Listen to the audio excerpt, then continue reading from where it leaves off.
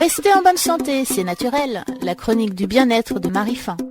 Le concept d'équilibre acido-basique nous vient du thérapeute autrichien Franz Xaver Mayer et d'Howard Hay à la fin du 19e, début 20e siècle. En France, il a été généralisé par le français Louis-Claude Vincent, lequel a permis de mesurer certaines caractéristiques du sang humain, dont son pH ou potentiel hydrogène. Plus récemment, c'est le docteur Catherine Kousmine et Christopher Weise qui ont répandu ce concept en France. De quoi s'agit-il exactement ?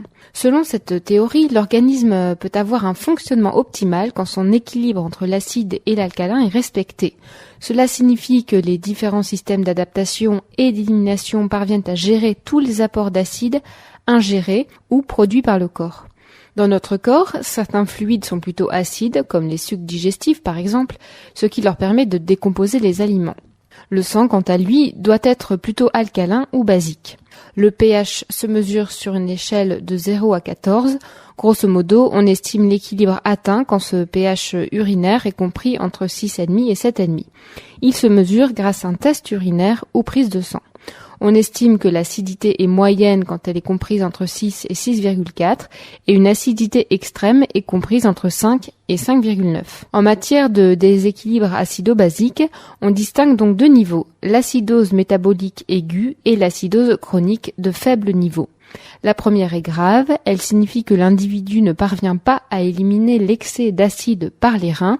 Le pH du sang, cette fois, est inférieur à 7,4 dans ce cas. Elle est médicalement reconnue et peut entraîner une hospitalisation d'urgence. Quant à l'acidose chronique de faible niveau, elle n'est pas vraiment reconnue par la médecine allopathique, mais les médecines alternatives chinoises, ayurvédiques et naturopathiques y font largement référence. Elle concerne une grande majorité d'entre nous, puisque la vie et l'alimentation moderne nous y portent.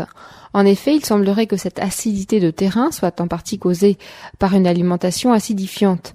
Il ne s'agit pas d'aliments dont le goût est acide, comme les agrumes, mais dont la dégradation entraîne la production d'acide fixe que les reins et la peau n'ont pas le temps d'éliminer. Les aliments généralement considérés comme acidifiants sont la viande en excès, tous les aliments raffinés, l'alcool et le sucre. Autre cause de ce déséquilibre, stress, surmenage et les excès de médicaments. Par ailleurs, certains individus ont naturellement un faible potentiel de métabolisation des acides innés ou acquis. Pour connaître les conséquences de ce déséquilibre et les solutions pour y remédier, je vous donne rendez-vous la semaine prochaine.